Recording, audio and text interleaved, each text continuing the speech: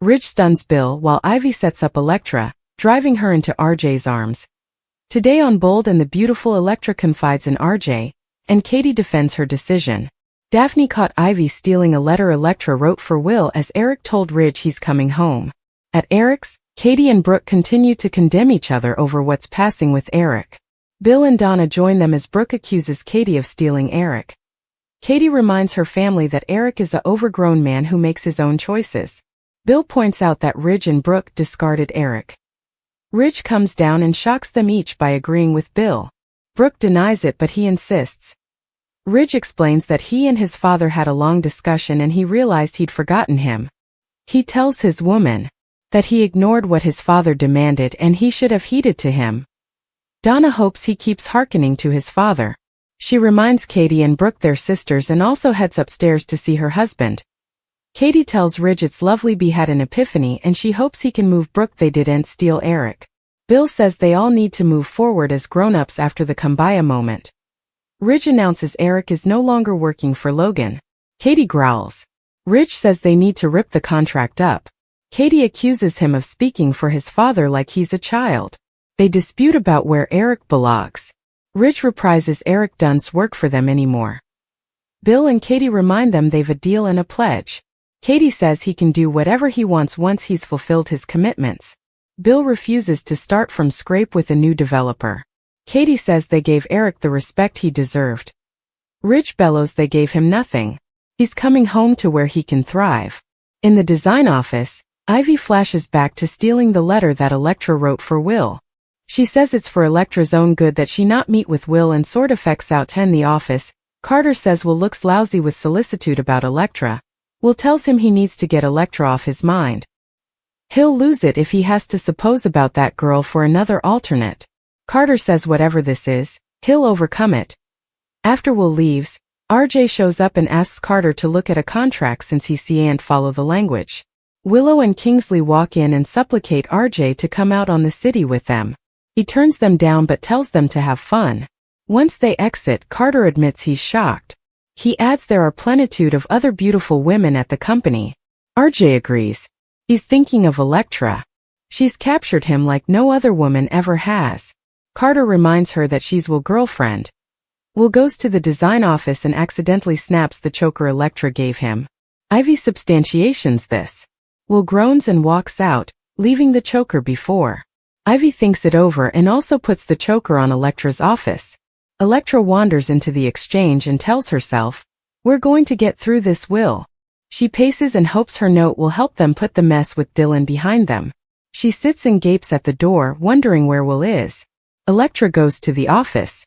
She sees the letter is gone and the broken choker is on her office.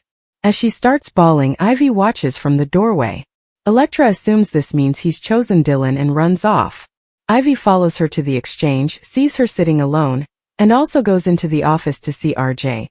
She tells him that her poor bastard is going through a tough time because of this grifter Dylan breaking her bastard's heart. RJ didn't know there was trouble.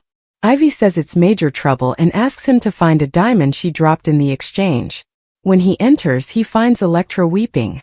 He assumes this is about Will and Dylan. Sniffling, she shows him the broken choker and says she thinks it's the end if he holds her. Will returns to the sand house, looking for Dylan. On this emotionally explosive occasion of the Bold and the Beautiful, the pressure that had been stewing between the Logans and the Forresters eventually boils over, leaving connections fractured and alliances ever altered. What begins as a heated family battle snappily spirals into treason, manipulation, heartache, and a shocking power play that could change the direction of Forrester creations, and several lives, permanently. At the Forrester manse, the air is thick with blameworthiness and resentment. Brooke refuses to back down as she continues to contend that Katie designedly deposited herself to pull Eric down from Ridge, and from his due place at Forrester. Katie still stands firm, her voice steady despite the venom in her family's tone. She reminds everyone in the room that Eric isn't some fragile relic to be fought over like property. He's a overgrown man, a fabulous developer, and completely able of making his own opinions. Bill's presence only intensifies the battle. Watching Brooke helical, he coolly points out what no bone differently dared to say audibly. Ridge and Brooke emotionally abandoned Eric long before Katie ever stepped in. The statement lands like a lemon. And also comes the true stunner. Ridge descends the staircase, his expression solemn, and stuns the entire room by agreeing with Bill. Brooke's face rainspouts of color. She anticipated Ridge to defend her, to dismiss Bill's blameworthiness as manipulative gibberish. Rather, Ridge admits commodity that shakes Brooke to her core. He failed his father. He confesses that during a long, severely honest discussion with Eric, he realized he'd stopped hearkening. He'd been so focused on control, on heritage, on what he allowed was stylish for the company, that he forgot to recognize what Eric actually wanted. Donna, ever hopeful, clings to this shift in Ridge's heart, encouraging him to keep recognizing his father's wishes. Katie, cautiously auspicious, says she hopes Ridge's epiphany means he can eventually accept that no bone stole Eric. But Ridge isn't finished. In a protestation that stuns Katie and Bill likewise, Ridge announces that Eric is no longer working for the Logans. The contract, he insists, needs to be torn up. Katie bristles incontinently, criminating Ridge of speaking for Eric like he's unable of making his own opinions. Bill backs her, reminding Ridge that there's a fairly binding agreement in place. Eric made commitments. Ridge's voice rises with rare intensity as he declares that Eric is coming home, back to Forrester Creations, where he belongs, where he can thrive, and where his genius won't be adulterated. The battle lines are redrawn in that moment. Meanwhile, across city, an entirely different kind of treason is unfolding, one far more particular and insidious. In the design office, Ivy renewals the moment she stole the letter Electra wrote for Will. Her expression is cool, nearly clinical, as she convinces herself that what she's doing is for Electra's own good. However, Ivy knows there's a chance they could repair the damage caused by Dylan's unforeseen reappearance, if Electra and Will meet to talk effects out. And that cannot be, not if Ivy wants the future she envisions. She whispers to herself that occasionally pain is necessary to save someone from lesser heartache. But beneath that vindication lies commodity, darker covetousness and strategic ambition. Will, meanwhile, is unraveling. The weight of query about Electra and Dylan is suffocating him. In the office with Carter, he admits he can't keep obsessing over her or he'll lose his mind. Carter tries to assure him, reminding him that whatever storm he's in will ultimately pass. But Will's anguish is visible. When he latterly returns to the design office, lost in study, he accidentally snaps the dog collar Electra gave him, an emblematic fracture of their bond. The sound of the delicate chain breaking echoes louder than it should. Ivy substantiations the moment quietly from the doorway. She watches as Will leaves the broken piece behind, his shoulders heavy with defeat. That's when Ivy makes her move. She takes the broken dog collar and places it in Electra's office, icing it'll be discovered. When Electra returns, hopeful that her sincere letter will mend effects, she finds the note gone and the shattered dog collar staying for her like a cruel answer. The sight devastates her. Gashes unmask freely as she interprets the communication the only way she can. Will has chosen Dylan. Ivy observes from the murk, her face undecipherable.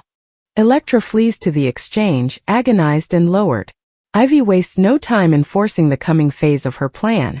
She seeks out RJ, pretending concern for her poor friend. She paints Dylan as a manipulative grifter, who has shattered Electra's heart. RJ, who had no idea the situation had escalated, is incontinently scarified. Ivy strategically asks him to recoup a diamond she lost in the exchange, knowing sharp well he'll find Electra there rather. And he does. RJ finds Electra sitting alone, gashes barring her face, the broken dog collar gripped in her pulsing hand. She confesses that she thinks it's over. RJ's defensive instincts enkindle incontinently.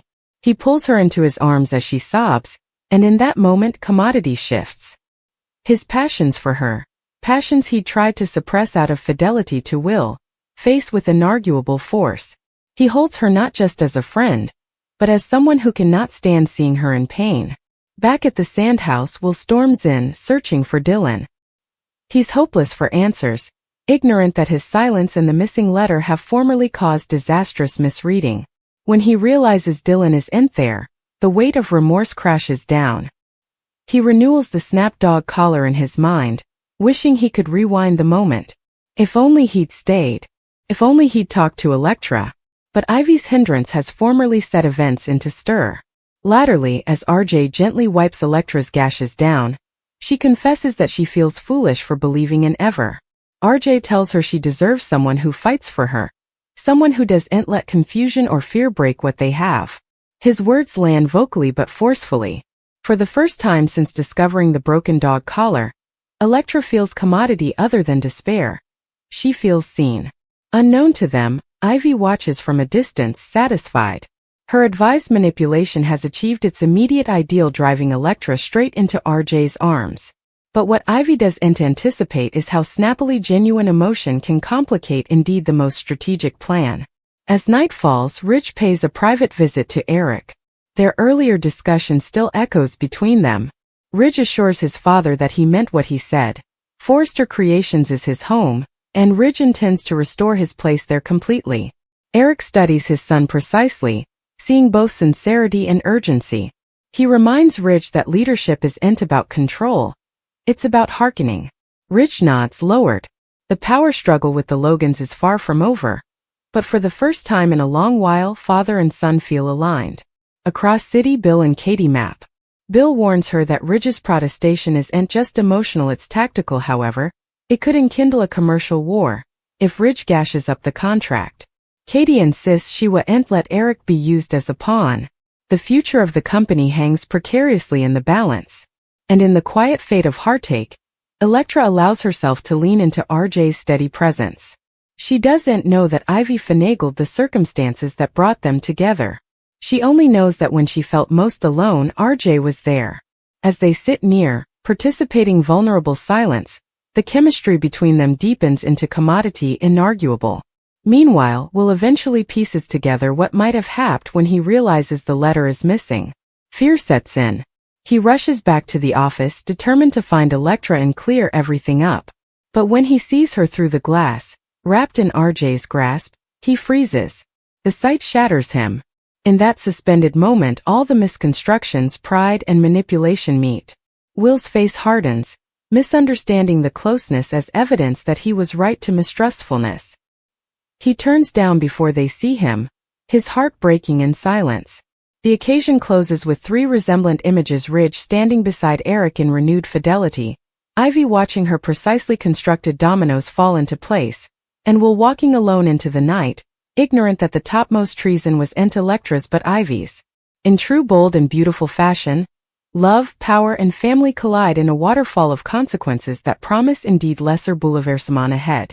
The emotional fallout continues to ripple through Los Angeles on the bold and the beautiful, where pride, love and heritage are colliding in ways no bone can completely control. Will doesn't sleep that night. He renewals the image over and over, Electra in RJ's arms, her face buried against his casket, RJ's hand protectively cradling her head. From Will's edge point it looked intimate, final, decisive. He no way heard her broken concession, no way saw the shattered dog collar in her pulsing fritters. All he saw was treason. By the time he reaches the sand house, his studies have hardened into certainty. He tells himself that Electra made her choice. But wrathfulness is easier than vulnerability. The coming morning, Dylan arrives suddenly at the sand house, confused by Will's abrupt communication demanding to see her. She insists she has no idea why Electra would suppose he chose her. In fact, she says Electra had written a letter, one that was supposed to explain everything. That detail stops Will cold. A letter? He no way entered anything. His stomach drops as consummation dawns, however, and it dissolved. Also, commodity differently is at play if there was a letter. Meanwhile, Electra wakes with a pounding headache and a concave pang in her casket. RJ had stayed with her until she stopped crying, but he kept a regardful distance once her heartbreaks quieted. He didn't push. He didn't take advantage. That gentleness only strengthened her gratefulness and confusion. She cares about Will. She always has. But in her smallest moment, it was RJ who showed up. When she returns to the office, she avoids looking at Will's empty workspace. She doesn't trust herself not to break down again. Ivy still watches everything with precise computation. She notices the way RJ's aspect follows Electra. She notices the absence of Will. And she knows time is her ally. However, hurt will calcify into resentment if distance stretches long enough. In the design office, Carter senses pressure incontinently. RJ arrives beforehand, uncharacteristically quiet. When Carter asks if everything is okay, RJ hesitates before admitting that Electra is hurting poorly. He doesn't reveal how close they were the night ahead, but the defensive tone in his voice is unmistakable. Carter warns him gently that emotional vulnerability can blur lines, especially when someone is formerly in a relationship. RJ nods, but he doesn't differ. Across city, Ridge is formally setting his plan into stir. He meets with the Forrester superintendent platoon, outlining his intention to formally reinstate Eric at the helm of design. There's resistance. Some board members question whether Eric's health and stamina can handle the pressure.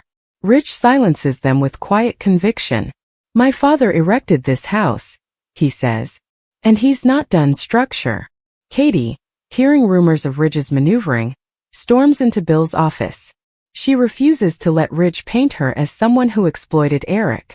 Bill listens precisely, his expression thoughtful rather than reactive. He reminds Katie that perception matters as much as truth. However, public sympathy could shift if Ridge successfully frames the narrative as bringing Eric home.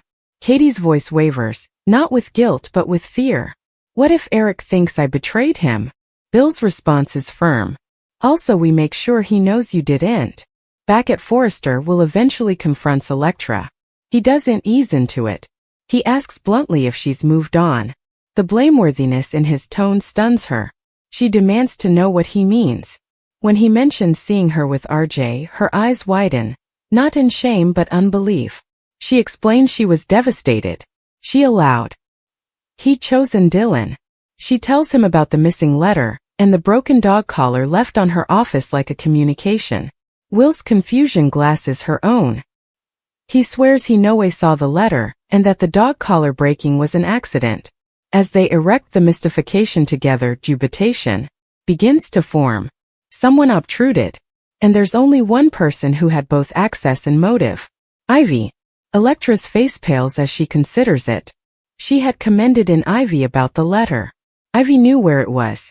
Will remembers Ivy standing in the design office doorway when the dog collar snapped. The timeline aligns too impeccably to ignore. Before they can defy her, still RJ walks in. The air shifts incontinently. Will's jaw tightens. RJ senses he's interposing commodity charged but refuses to retreat. When Will makes a pointed comment about assuring other people's ladyloves, RJ fires back that he was supporting a friend who was in pain. The exchange escalates fleetly, times of implied contest surfacing. Electra tries to calm them, but neither man is hearkening. Eventually she shouts. The force in her voice silences the room. She tells them she'll not be treated like a jewel or a battleground. However, they need to uncover it together, not tear each other piecemeal if there was manipulation. Ivy, watching from outside the office, realizes control is slipping. She pivots snappily. Latterly that autumn, she approaches RJ intimately. Her expression is wounded, nearly offended. She insists she'd no way sabotage Electra. She suggests instead that Dylan may have recaptured the letter, hopeless to reclaim Will. The seed of mistrustfulness lands. RJ doesn't completely believe her, but he doesn't dismiss the possibility moreover. Meanwhile, Will visits Dylan again. This time his tone is calmer. He asks directly whether she took the letter. Dylan denies it vehemently. She admits she formerly wanted Will back, but not like this. She wouldn't hurt Electra. The sincerity in her voice unsettles him.